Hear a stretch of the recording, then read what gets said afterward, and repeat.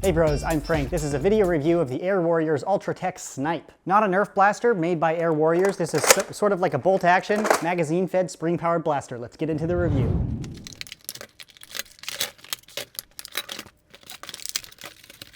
Included is the blaster itself, the magazine, a super elite scope, a super elite sniper barrel, and a few darts.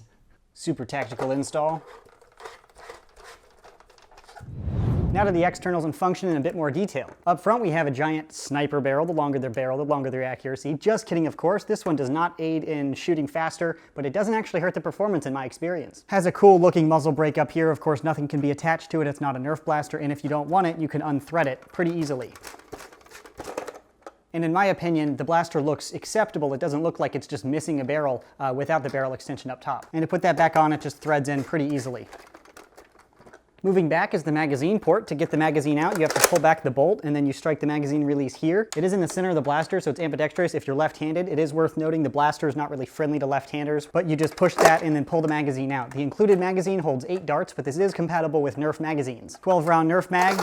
Slides right in there, it feeds just fine. And the Air Warriors magazines do fit into Nerf blasters. When you put the magazine in, you can actually see if you have a dart loaded or not through this open port here. This isn't an access door in the sense that you can shut it, it's just always open, which is pretty cool because when you prime back the blaster, you can see right in there to see whether or not you have a dart. This orange notch here is the priming handle to prime the blaster. You pull back on it like this, and then you have to push forward, and now you're ready to go. The bolt handle will slide down to the side as well if you don't want it to jutting out of the side, but it's not necessary to put it down every time you pull the trigger. So you can fire and leave it in the upward position, and it increases your rate of fire instead of operating like a real bolt gun where you have to put it down and then pull it back like that. The prime weight is pretty reasonable. It feels very similar to a long shot or a long strike, just pulling back in the center of the blaster. Up top here is a super elite sniper scope.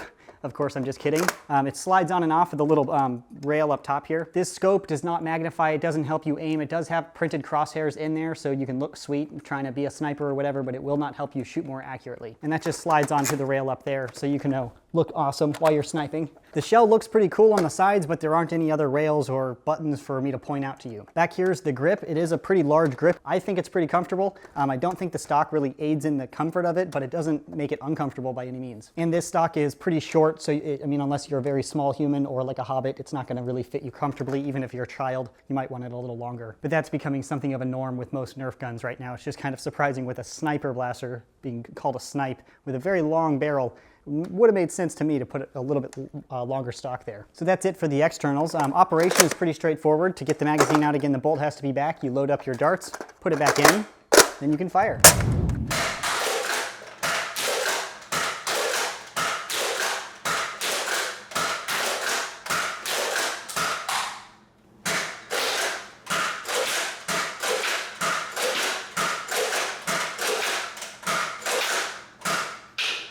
Nerf darts out of a Nerf mag.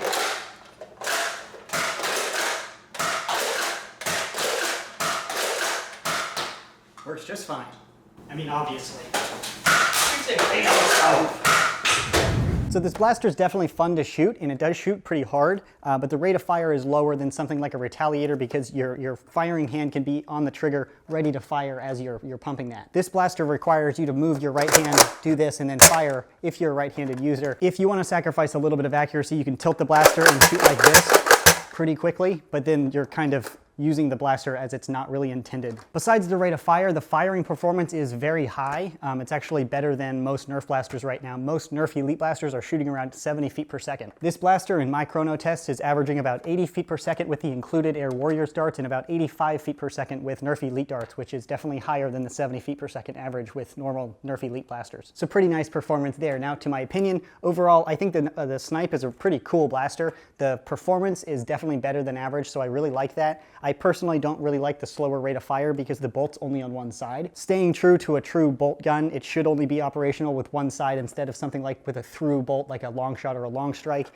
but that does decrease the rate of fire and it's not really my style. Would I recommend this blaster?